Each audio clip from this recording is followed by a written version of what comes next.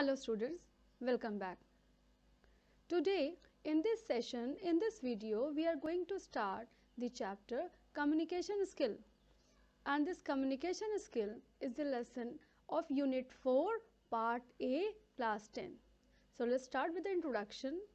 In this chapter we are going to introduce about what is communication, okay, and then we will proceed with the types of communication, and then after we'll learn communication cycle, and then after 7 C's, that is important one, and then after we'll learn what are the barriers in communication. Okay, so let's start with the introduction.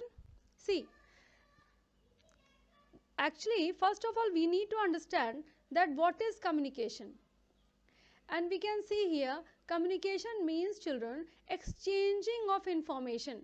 Here we can say the communication is exchange of information by, you can say, speaking, by writing, or any other medium of sending or receiving the information. In fact, here we are sending and receiving the information. Okay, here data from one point to another point transmits successfully, then we can say this communication. So we need to understand what are the learning object of effective communication. See, first is development of interpersonal skills, and the next is to express. Communication skill में हमें सीखना होता है कि कैसे आप efficiently और बहुत अच्छे तरीके से अपनी जो भी बात है उसको आप एक्सप्रेस करोगे. फाइन, तो this is all about communication. चलिए थोड़ा आगे चलते हैं. Now we have some important parts of communication. देखो, जैसे कम्युनिकेशन हो रहा है तो उसमें क्या क्या चीज़ें ज़रूरी हैं. That is parts, that is transmitting, okay, and listening. Listening, देखिए अगर साउंड ट्रैवल कर रहा है तो उसको लिसन करोगे, लेकिन अगर कोई रिटन मैसेज है तो यू नीड टू अंडरस्टैंड. तो इसमें आप ये समझ सकते हो कि वेदर लिसनिंग और understanding, it means receiver point पर, है ना, रिसीवर पॉइंट पर जो भी चीज़ आपके सामने आती है उसको आप कैसे लेते हो, कैसे समझते हो, that is listening. And then children, the next one is feedback. Feedback means when you got the information, जब आप किसी भी डेटा, इंफॉर्मेशन या मैसेज को रिसीव करते हो, उसको अंडरस्टैंड करते हो, तो आप एक रिस्पॉन्स देना चाहते हो ना, कि आप अपना, दैट इज चिल्ड्रन फीडबैक. तो जब रिसीवर पॉइंट पर ये चीज़ें रिटर्न की जाती हैं एज अ रिस्पॉन्स, तो दैट इज चिल्ड्रन फीडबैक. तो ये हो जाता है आपका feedback. Okay, let's come, and here we are going to see the different method of communication. देखो बच्चों, methods तो कई होते हैं कम्युनिकेशन के. फेस टू फेस, है ना, जब डायरेक्ट किसी से बात करते हैं, then we can send mails also. फिर उसके बाद नोटिस या पोस्टर के ज़रिए भी किसी को कुछ बता सकते हो. इसके बाद कुछ बिजनेस मीटिंग्स या सेमिनार्स भी होते हैं, वहाँ भी मैसेज का एक्सचेंज होता है. उसके बाद कुछ है हमारे पास सोशल नेटवर्किंग. ओके, तो social networking is also one way, है ना. एंड देन ये जो हम लोग नॉर्मल यूज़ करते ही हैं, फ़ोन कॉल्स, एंड इसके बाद सोशल नेटवर्किंग के बाद कुछ इंस्टेंट मैसेजिंग, फिर newsletter and blogs. These are what children, these are the things, these are the different method of communication. Okay, अच्छा, अब अगर हमें कम्युनिकेट करना है किसी को, तो इनमें से कौन सारे, तो बहुत सारे हैं यहाँ पर ना, तो इनमें से कौन सारे मेथड हम चूज़ करेंगे, that how we are choosing, depending upon what we can choose. So for choosing children, अभी हमें देखना होगा कि हमारा टारगेट ऑडियंस कौन सा है. देखो बेटा, यहाँ टारगेट ऑडियंस कहने का, लिखने का मतलब है कि किसको आप अपना मैसेज कन्वे कर रहे हो, आप किसको अपना मैसेज, इंफॉर्मेशन या डेटा पहुंचा रहे हो. तो वो कौन है, वो डिस्टेंस पे होगा तो अलग मेथड होगा, वो पास होगा तो अलग मेथड होगा, है ना. तो दीज आर द थिंग्स. ठीक, अब after that one is cost. The thing is कि हाउ कॉस्ट. बेटा देखिए, जब किसी मीडिया के थ्रू न्यूज़पेपर में देना होता है ना, तो उसके लिए आपको कॉस्ट कुछ पे करना होता है.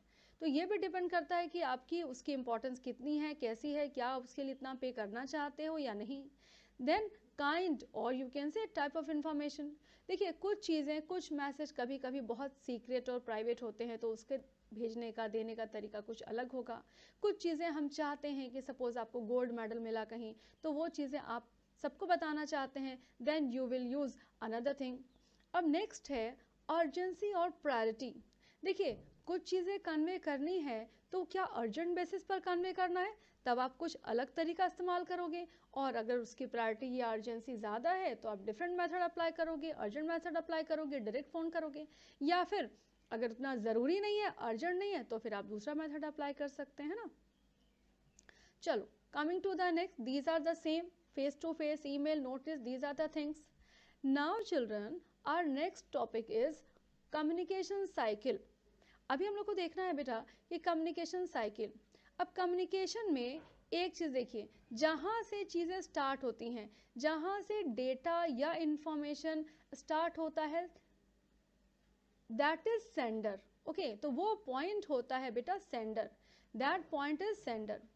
अब सेंडर क्या करता है, सेंडर ने एक मैसेज, जो भी मैसेज किसी भी फॉर्म में हो, रिटर्न फॉर्म में हो, ओरल फॉर्म में हो, तो उसके पास एक मैसेज है, वो मैसेज उसने पास किया थ्रू एनी चैनल, वो मैसेज उसने किसी चैनल के थ्रू पास किया, जो भी चैनल उन्होंने रिसीव किया हो, that will reach to the receiver, तो वो रिसीवर के पास पहुंचना है अल्टीमेटली।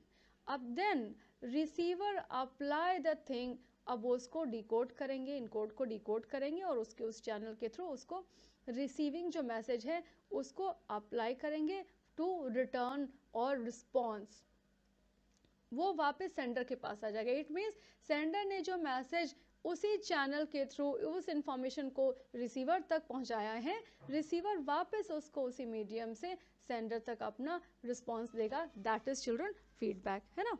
तो that is what, that complete cycle is known as communication cycle. तो ये जो हमारा पूरा कम्युनिकेशन का साइकिल फॉर्म हो रहा है, that is children the same that we are talking about the communication cycle. Okay, तो ये कम्युनिकेशन साइकिल में आपने देखा कि कुछ एलिमेंट्स हैं। अब हम लोग थोड़ा डिटेल में देखते हैं कौन कौन से एलिमेंट्स फॉर्म हुए यहाँ। अब यहाँ पर जो हमारे एलिमेंट्स हुए, that is first is sender, हमने देखा था ना, पहला क्या था हमारा सेंडर, जहाँ से ट्रांसमिशन स्टार्ट हुआ है, from the point where the beginning of transmission has established. And then the next element is children message, वही मैसेज या data that you want to send, वो पर्टिकुलर इंफॉर्मेशन, वो डेटा, वो बात जो आप पहुंचाना चाहते हैं। Next children you can see here, इसको भी आप एक अपना दूसरा पॉइंट या दूसरा एलिमेंट अलग से बना लीजिएगा, that is channel, this should be written in the coloured one. Okay, that is channel. अब ये चैनल क्या है, that means by which the information is send, अब ये कैसे भेजा गया है, दैट medium you can say channel, तो that is another element which is required one to send from one to another point. Okay, and the next one is receiver. See, receiver का मतलब होता है वो पॉइंट, वो पर्सन जहां, जिसे हमें अपना इंफॉर्मेशन भेजना है। Okay, and the next that is feedback. अभी हम लोग ने पढ़ा ना कि रिसीवर के पास जब वो इंफॉर्मेशन आ जाएगी तो फिर वापस वो उसको रिस्पॉन्स भी तो देगा। तो सपोज मैं जैसे पढ़ा रही हूँ तो मैं पूछूंगी अभी कि whether you understood or not, तो you will say either yes or no, तो दैट इज योर फीडबैक, और you want to say something else, तो आप कैसे देंगे, आपका जो रिस्पॉन्स होगा वो जब हम तक पहुंचेगा, that is children your feedback, that you understood well by this और not. Okay, so in the way we have the different elements of communication cycle. Come to the next, and now children we are going to have the communication of different types. अभी हम लोग पढ़ने जा रहे हैं different types of communication. See, जब भी हम किसी भी फैक्टर को हम क्लासिफाई करते हैं ना, we need some basis children. ऐसे ही नहीं किसी को क्लासिफाई कर देते, कैटेगराइज कर देते, वी नीड सम बेस, किस चीज़ के आधार पर आपने डिफरेंस दिया इसमें। सी, अगर हम लोग कम्युनिकेशन की बात करते हैं तो we are categorising it on the basis of communication channel, और कम्युनिकेशन चैनल के बेसिस पर करेंगे, और हम पर्पस, अभी यहाँ पर्पस के बेसिस पे करते हैं तो that is formal and informal, but अभी हम लोग ज़्यादा फोकस करेंगे यहाँ on the basis of channel. अब अगर चैनल के बेसिस पर कैटेगराइज करते हैं, you can see here non verbal and verbal. तो दो मेजर कैटेगरीज निकल कर आती हैं इसकी, that is verbal and non verbal. That you can say two major types are verbal and non-verbal. Okay. Then if we are proceeding with a verbal communication, then another bifurcation is oral और written. देखिए जहाँ भी words का use होता है that is verbal, तो हम वहाँ से oral भी transmission कर सकते हैं या फिर हम written भी कर सकते हैं. Okay. तो in the way we need to understand कि what are the different types of communication. अब इन्हीं कम्युनिकेशन के टाइप को थोड़ा सा डिटेल में देख लें, because this chapter is having all the details about your types of communication. जैसे पहला है हमारा वर्बल कम्युनिकेशन. अब ये वर्बल कम्युनिकेशन क्या है? वर्बल कम्युनिकेशन इंक्लूड साउंड और वर्ड्स, लैंग्वेज. तो जब भी साउंड, वर्ड, लैंग्वेज, स्पीच, इन सब का इस्तेमाल होगा, it means you can say that is verbal, है ना. तो आप इसको कंसिडर करेंगे verbal. And this is one of the most effective and commonly used way for communication, and it helps in expressing your emotions in words. आप क्या चाहते हैं, आपका इमोशन क्या है, वो वर्ड्स में एक्सप्रेस करने का ये जरिया, that is verbal. And that is very much important to build up your this skill too in your real life, that you will get advantage everywhere. Okay. Now next you can see advantages. अब advantages की बात हो ही रही है, तो देखते हैं कि खास बात क्या है इसमें. See children, advantages you can consider. अभी यहाँ पूरा पैराग्राफ जो लिखा है जो लैंग्वेज में, आप उसमें से दो तीन चीज़ें अंडरलाइन कर लेना. That is easy mode. Verbal communication is an easy mode of communication in which you can exchange your idea by saying that what you want to get actually. तो हम जब किसी से बात करते हैं तो बहुत सारी चीज़ें हम एक्सप्रेस कर सकते हैं, और ये बहुत इजी तरीका होता है जहाँ पर बहुत फ्रेम नहीं करना होता है. एग्जैक्टली आप एक मैसेज लिखने जाते हैं तो आपको चीज़ें बिल्कुल बहुत सारी चीज़ों का लैंग्वेज, ग्रामर, उन सब का ध्यान रखना पड़ता है. तो that is a easy form. Okay. And then verbal communication is also enable you to keep changing your interaction as per the other response. That will be change. सामने वाले के रिस्पॉन्स के ऊपर वो चेंज हो सकता है ना. तो दैट इज इम्पॉर्टेंट कि ईजी वे ऑफ कम्युनिकेशन है.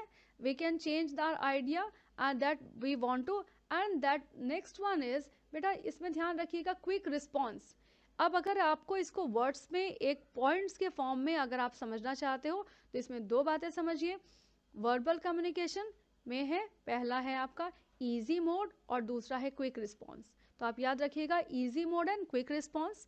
अगर देखिए डिसएडवांटेज या ड्रॉबैक दुनिया में किस चीज़ के नहीं होते हैं ना, तो डिसएडवांटेजेस में देखिए, अब अगर वर्बल कम्युनिकेशन की बात करते हैं, it depend upon words. Some time कभी कभी ऐसा होता है कि कुछ वर्ड्स का इस्तेमाल ऐसा हो गया जो कोई कन्फ्यूजन या मिसअंडरस्टैंडिंग क्रिएट कर देता है. तो दैट इज ओनली, तो दैट कैन क्रिएट मिसअंडरस्टैंडिंग और कन्फ्यूजन, और sometime is it difficult to understand. तो कुछ ऐसी जो लोग बहुत अलग तरीके से बात करते हैं, उनके लिए चीज़ों में अगर वर्ड्स क्लियर नहीं है तो हमारे को प्रॉब्लम होती है या किसी को भी प्रॉब्लम होती है समझने में. ओके. तो दैट वी कैन से कि ये क्या है, ये एक ऐसा मेथड है जब हम लोग ये देख सकते हैं कि क्या क्या उसके एडवांटेज डिसएडवांटेज हैं. अब now come to children verbal तो हमने कर लिया. Then we can see for non verbal communication. अभी देखिए बेटा, अगर नॉन वर्बल कम्युनिकेशन की बात हो रही है तो नॉन वर्बल कम्युनिकेशन में सीधा हम लोग सबसे पहले चलेंगे. नॉन वर्बल कम्युनिकेशन है क्या, ये देख लेते हैं पहले, है ना, फिर देखेंगे. अब देखिए जहाँ पर वर्ड्स का इस्तेमाल नहीं होगा, ओके, सीधा सीधा इसको समझ लीजिए, जहाँ वर्ड्स का इस्तेमाल नहीं होगा, दैट कम्युनिकेशन इज एक्सप्रेशन और एक्सचेंज ऑफ इंफॉर्मेशन. अब ये भी एक्सचेंज ऑफ इंफॉर्मेशन तो है ही, without using any spoken or written words, without using any spoken or written words. In other words, we send signal and message to others through expression, gesture, posture, your body language, your face expression, your touch, your eye contact, and पारा languages. अब ये सब क्या है, बहुत ध्यान रखिएगा, ये सब चीज़ें आपके एग्जाम्पल के तौर पर बहुत काम आएंगे। These are in this slide you will find many important answers from non verbal, important answer. अब इनकी इंपॉर्टेंस की अगर बात करते हैं, देखिए पहले तो ये चीज़ें डिक्लेयर कर लीजिए, आपका ये एग्ज़ाम में बिल्कुल इंपॉर्टेंट क्वेश्चन है ये एग्जामिनेशन पर्पस के लिए, कि कौन कौन से तरीके हैं for expressing the communication in non verbal. That face expression, ठीक है, आपका पोस्चर, ठीक है, जेस्चर और body language, okay, your touch too, and then space, then your eye contact, that is very important, and then after some para languages also you can include, ठीक। चलिए, I hope इतना ठीक से समझ में आ रहा है आप लोगों को। आगे बढ़ते हैं। देखिए 55, अब यहाँ कुछ इंपॉर्टेंट चीज़ें दी हुई हैं, इंपॉर्टेंट डेटा दिया हुआ है। Here it is saying about 55%, बिल्कुल डेटा याद रखिएगा क्वेश्चन आंसर के लिए। 55% communication is done using body movement, face, arms etcetera, है ना। अब इसमें जो सेकेंड डेटा है दिया हुआ है 38% communication is done using voice, tone and pause etc. and see only and only 7%, देखो इसका वेटेज कितना कम है, only 7% communication is done using words। Examination point of view में बिल्कुल तैयार रहिएगा इन सब क्वेश्चंस के लिए। 7% of communication is done only by using words. अभी लगता था ना कि हम लोग तो सिर्फ वर्ड्स में ही बात करते हैं, no. Now come to the next one. अब हम लोग थोड़ा सा इसके टाइप्स देख ही रहे हैं तो बात कर लेते हैं विजुअल कम्युनिकेशन की। If you are talking about the visual communication, तो विजुअल कम्युनिकेशन क्या होता है बेटा, जब हम किसी चीज़ को ना आपको कुछ दिखाकर एक्सप्रेस करते हैं। We are interchanging messages only through images और पिक्चर्स। कोई भी इमेज है या पिक्चर है, therefore you do not need to know the particular language to understand। बहुत सारी बारी ऐसी चीज़ें होती हैं, और जानते हो ज़्यादातर जब मास में चीज़ें एक्सप्रेस करनी होती है ना, बहुत जहाँ पर कि लिमिटेशन ना रहे किसी लैंग्वेज का, तो बहुत हेल्पफुल होता है दैट विजुअल्स, है ना। अब जैसे इन द ये देखिए अंडर कंस्ट्रक्शन, ऐसा कुछ पोस्टर्स देखे होंगे आपने। अब ऐसा कुछ देखा होगा आपने तो आप समझ जाते हो कि here you can't park, that is non parking, है ना। Then this is a sign of danger, तो यहाँ कहीं आसपास ऐसे साइन बने होंगे तो आप बिल्कुल समझ जाएंगे कि यस के आगे नहीं जाना। And this is the symbol that you understand you are under CCTV surveillance. अब यहाँ पर ये मार्क देख रहे हो, पेट अलाउड नहीं है, this is a mark for no entry. तो ऐसी कोई चीज़ देखते हुए ही नो मोबाइल जोन। आप ऐसे चीज़, ऐसे फिगर, ऐसे पोस्टर देखते ही समझ जाएंगे कि what it want to convey, क्या मैसेज ये देना चाह रहा है। किसी लैंग्वेज की, किसी वर्ड्स की ज़रूरत नहीं है, आप सिंपली ये देखते ही समझ जाते हैं कि इसमें क्या है। तो जब भी आप विजुअल्स दिखाकर आप अपने मैसेज को एक्सप्रेस करते हैं, that is what children, that is visual communication. Okay, now come to the another next important topic. अब मैं इंपॉर्टेंट टॉपिक क्यों कह रही हूँ, इंपॉर्टेंट टॉपिक इसलिए कह रही हूँ कि because it is really very important. अब यहाँ बात हो रही है 7 C's ऑफ कम्युनिकेशन। अब पहले तो ये देख लें कि ये 7 C's होता क्या है। अब ये जो 7 C's होते हैं ना, ये कोई अलग से फंक्शन या फॉर्मूला नहीं है बेटा, है ना। सी, जब हम कम्युनिकेशन को और बेहतर और इफ़ेक्टिव बनाना चाहते हैं, देन क्या होता है कि हमारे पास कुछ चीज़ें हैं, कुछ एलिमेंट है जिसको हमें फॉलो करना चाहिए, ठीक है। अब फॉलो जब करना चाहिए तो उसमें हम कुछ चीज़ें कंसिडर करते हैं, और कोइंसिडेंटली सबकी जो स्पेलिंग है ना वो C से स्टार्ट होती है। That's why they consider us 7 C's, fine, बस और कुछ नहीं। तो कुछ प्रिंसिपल्स लिखे गए हैं जो कम्युनिकेशन के लिए बेहतर हैं। These starts from C, that is 7 C, जिसमें आप देख रहे हो पहला है completeness, conciseness, clarity, then correctness and concentration, and then consideration, then courtesy. अब ये सारी चीज़ें आपके C's में आती हैं, 7 C's। अब ज़रूरी नहीं है कि हर बार 7 C's पूछा जाए, इन 7 C's में से 2 C's और 3 C's भी पूछा जा सकता है, तो आपको इन्हीं में से कोई एक लिखने हैं, कोई कुछ लिखने हैं, ठीक है। चलिए थोड़ा सा इसको ना डिटेल में देख लेते हैं, समझ लेते हैं कि आखिर हो क्या रहा है इन सब में। कंप्लीटनेस चिल्ड्रन, सी जब भी हम किसी को कोई मैसेज देते हैं, it is very much important कि जो हमारा मैसेज है ना वो बिल्कुल कंप्लीट हो। अगर आपका मैसेज कंप्लीट नहीं होगा तो फिर ना उसके पीछे और सारे क्वेश्चन अराइज होते चले जाते हैं। Suppose I have given that tomorrow there will be your test, लेकिन मेरा ये स्टेटमेंट इनकम्प्लीट है जब तक मैंने आपको ये नहीं बताया कि टेस्ट में कौन से चैप्टर हैं, what will be the timing of test. तो ऐसी बात सुन के बहुत एक डिस्टर्बेंस क्रिएट होगा, इवन जब तक कि हम आपको सारी बातें ना बता दें। ओके एंड तो इसका फॉलोइज फीचर्स क्या क्या कहे जा सकते हैं? A complete communication always gives additional information, सारी बातें बता दीजिए उससे रिलेवेंट जो भी है ना। And it prejudice the audience, अब ये क्या है कि ऑडियंस को सब कुछ पहले से क्लियर होना होता है। अब उसके बाद है बेटा जो सेकेंड टॉपिक है हमारा, जो सेकेंड सी कह सकते हैं, दैट इज कंसाइजनेस। इसका मतलब होता है वर्डिनेस। वर्डिनेस यू कैन से कि आप जब जो भी मैसेज दे रहे हो उसमें बहुत सारे पॉजिटिव वर्ड्स हों without any forgoing other sees of communication. तो ये चीज़ें बहुत ना मतलब आपका जो मैसेज है, जो भी आपका मैसेज है, ये बहुत टाइम सेविंग होता है and at the same time cost saving. It is underline, जो बात एक्चुअली आपको बतानी है वो बिल्कुल क्रिस्प होनी चाहिए, वो कंसाइज होना चाहिए। जितने वर्ड ज़रूरी हैं बेटा उतने ही वर्ड्स होने चाहिए। और उन 2-3 लाइन के मैसेज में भी अगर तुम कोई खास चीज़, पर्टिकुलर टाइम या डेट या वेन्यू बताना चाहते हो तो उसको बोल्ड या अंडरलाइन करके हम लोग देते हैं। That is the conciseness. तो this is the correct way कि जब आप किसी को मैसेज पास कर रहे हो तो कुछ खास बात जो आप बताना चाह रहे हैं वो मैसेज का आप अंडरलाइन या हाईलाइट करके ही दीजिए, है ना। Then the next is consideration. Consideration imply stepping into the shoes of others, ये तो आपने सुना ही होगा। Actually, it ensured that your self-respect of the audience has to be maintained and their emotions are not to harm. बेटा बात सही हो या गलत हो, कोई ऐसी भी बात हो जाए, लेकिन तब भी हर किसी की सेल्फ रिस्पेक्ट होती है। अननेसेसरी जो भी आपका ऑडियंस है, जो भी आपको सुन रहा है, आप जिसको भी बोल रहे हैं, कुछ ऐसा ना हो जाए जिससे अगले के इमोशन को आप हर्ट करो या कुछ उसको अच्छा ना लगे, जो कोई ऐसी बात जो उसको बुरा लगे, कोई ऐसी चीज़ जो उससे सही ना हो उसके लिए, that we should not convey. खास करके पब्लिकली तो ये ध्यान रखना ही होता है ना। तो modify your words in message to suit the audience need. कोई चीज़ ऐसी है जो आपको कहना ही है, किसी के नेगेटिव पॉइंट्स को आपको बताने हैं, लेकिन उनके नेगेटिव पॉइंट्स को बताने के लिए भी हमें ऐसे देखना होगा कि उसके इमोशंस को आप डिस्टर्ब या हार्म ना करें। अपने वर्ड्स को थोड़ा सा मॉडिफाई कर लें, थोड़ा सा चेंज कर लें ताकि वो उसको सूट करता हो, है ना। तो ये सब चीज़ों का ध्यान रखना है। तो ये हमारे 3C हो गए, कंप्लीटनेस, कंसाइजनेस एंड कंसिडरेशन।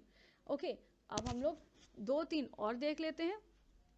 2-3 क्या, कंप्लीट 7 है। देखिए नेक्स्ट आ गया हमारे पास क्लैरिटी। ओके, तो क्लैरिटी में हम लोग क्या देखेंगे? See children, clarity implies the thing is that specific message or goal at a time rather than trying to merge thing at a one। बहुत लोगों की क्या आदत होती है कि बहुत सारी चीज़ें आपको एक बार में बता देते हैं। इससे क्या होता है कि आप जो इम्पोर्टेंट मैसेज है वो तो रह ही जाता है। कोई एक इन्फॉर्मेशन देने के लिए आए, उसके रिगार्डिंग पूरी उसके उस केस की हिस्ट्री और फ्यूचर सब बताने लग जाएंगे तो मेन चीज़ तो रह ही जाएगा ना। तो आपको जितना क्लियर कट जो बताना है वही बात करिए, जो ना बताना है आउट ऑफ द टॉपिक। बहुत सारे लोगों की हैबिट होती है कि वो एक टॉपिक शुरू करते हैं, उसकी हिस्ट्री में चले जाते हैं या उसके पूरा दुनिया भर के एग्जाम्पल देते हैं, which is not required at that time.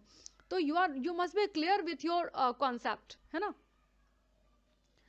Then concreteness, this concrete means children that imply the particular and the clear rather than the fuzzy and general।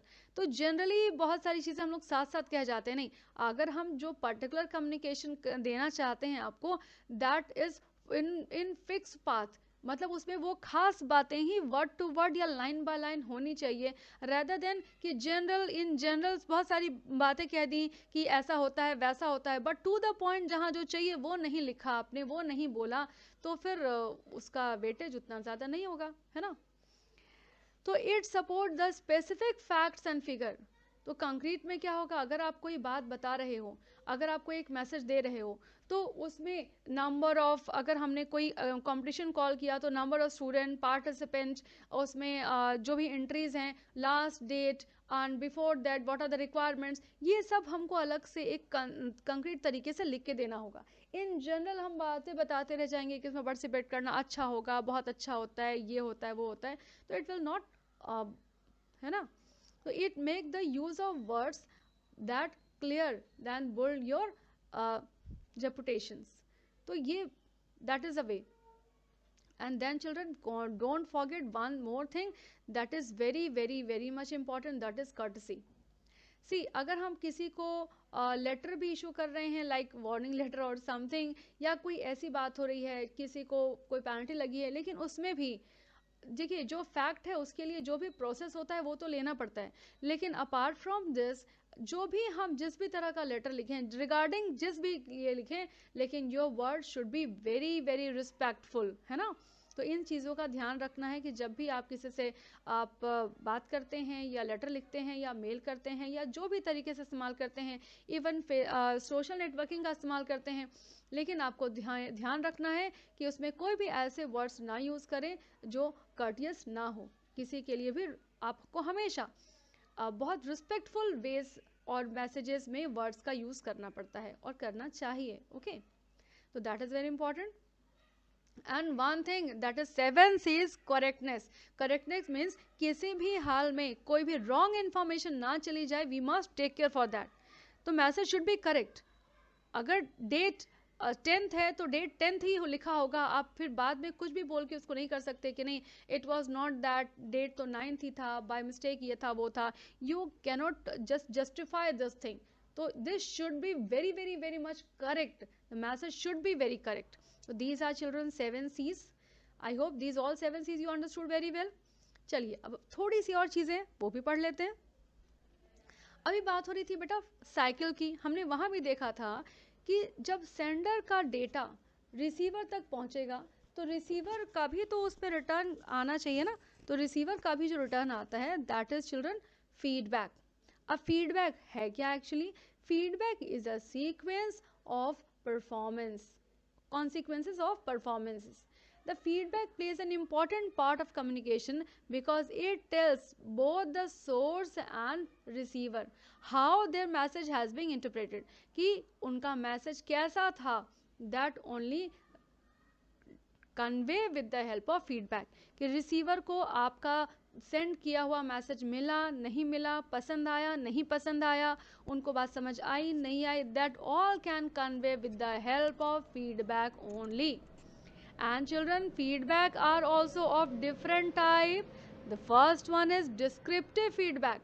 अब डिस्क्रिप्टिव फीडबैक में होता क्या है, ये बहुत स्पेसिफिक इंफॉर्मेशन देता है in the form of written comment, है ना, and or you can say the verbal conversation that helps learner to understand what she need to do or in order to improve. अगर मान लीजिए मैंने आपको ये वीडियो सेंड किया, तो अगर आप इसमें कुछ कमियां देखते हो या कुछ अच्छा देखते हो तो आप अगर मुझे कमेंट बॉक्स में बताओगे तो I can improve this all कि अच्छा ऐसा नहीं ऐसा होना चाहिए.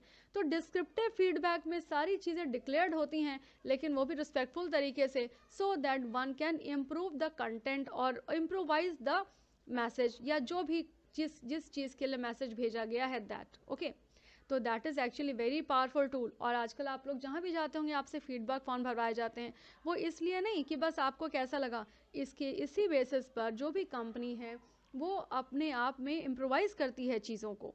ओके, तो दैट इज़ ऑल्सो इम्पॉर्टेंट.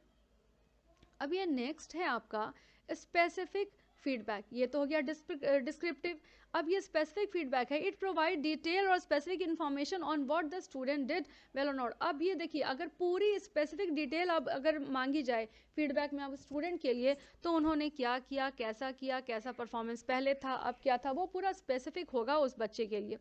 हम इन जनरल कहेंगे कि हाँ रिजल्ट अच्छा हुआ, स्कूल का रिजल्ट 100% हुआ, लेकिन उसमें एक पर्टिकुलर बच्चे का परसेंटेज क्या हुआ, that is specific feedback. But some are general feedback also.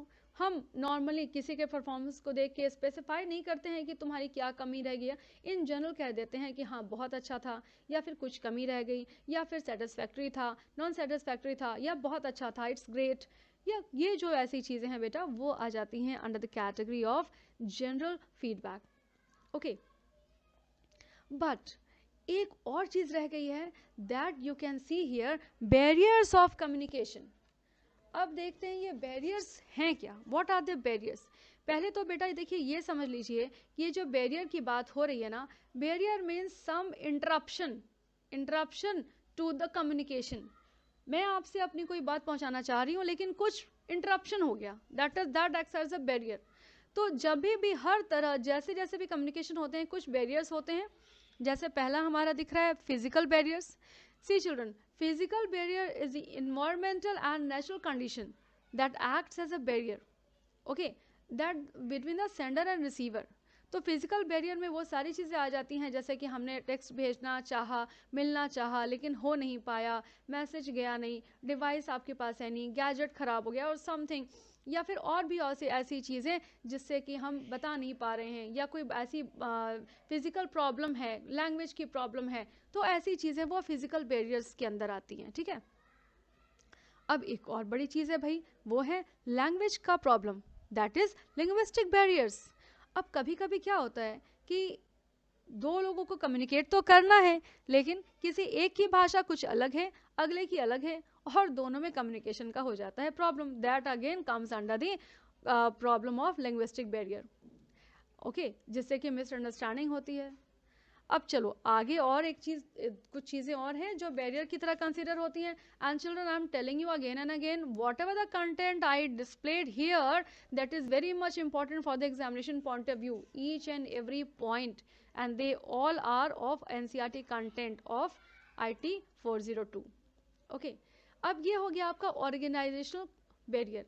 अब ये देखिए इसमें क्या होता है कि जब हम किसी ऑर्गेनाइजेशन में काम करते हैं, है ना, तो जब हम किसी ऑर्गेनाइजेशन में काम करते हैं तो उनका ना वहाँ काम करने का एक हिरार्की स्ट्रक्चर होता है। जैसे कि हमें अपने जो भी बात करनी है अपने इमीडिएट बॉस से करनी है ना, तो वो हमारी बात ऊपर तक पहुंचाएंगे, फिर उनके बाद आपका जो भी और ऊपर के जो चेयरपर्सन होंगे वहां तक बात पहुंचेगी। A normal subordinate can not directly reach to the chairperson और समवेयर। ओके, तो उसमें क्या होता है कभी कभी जो मैसेज का फ्री फ्लो होता है वो हो नहीं पाता है, तो ये भी एक बैरियर है। मान लीजिए आप अपने इमीडिएट बॉस की कंप्लेन करना चाहते हैं सीधा चेयरपर्सन से, लेकिन आप कैसे करोगे, बिकॉज आपकी हिरार्की तो आपको अलाउ नहीं करती है कि अपनी बात, अनटिल जब तक बहुत ऐसी एक्सट्रीम हालत ना हो जाए तब तक आप तो वहां तक जाओगे नहीं। तो ये चीज़ तो एक बैरियर की तरह काम करिए ना, कि कम्युनिकेशन करना चाहते हैं लेकिन बहुत ये सारी चीज़ें हैं, इन स्टेप्स की वजह से आपका कम्युनिकेशन ये बैरियर हो रहा है। And then children, one is very interesting, that is interpersonal barriers.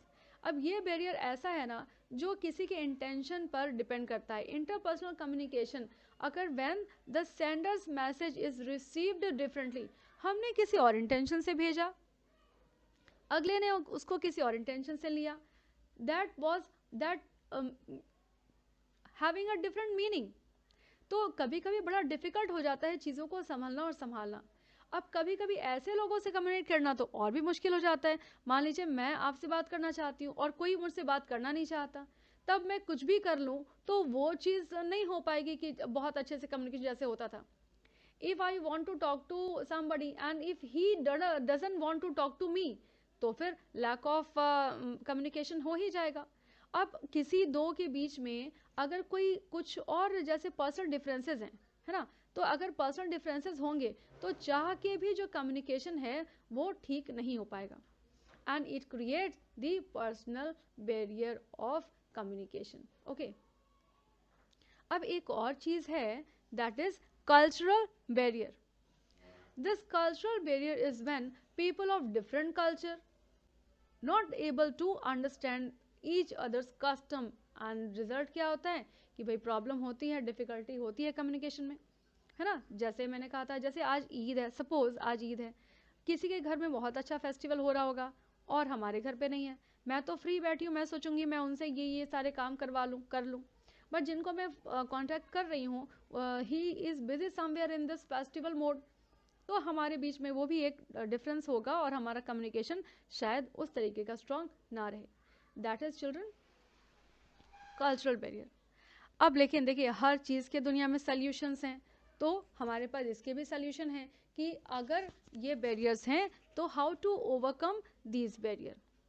Always and always try to use simple language and do not form assumption. पहले से ही कई लोग अज्यूम कर लेते हैं कि नहीं अगले का तो रिस्पॉन्स नेगेटिव ही आएगा, वो तो मुझसे बात करना नहीं चाहता, समथिंग.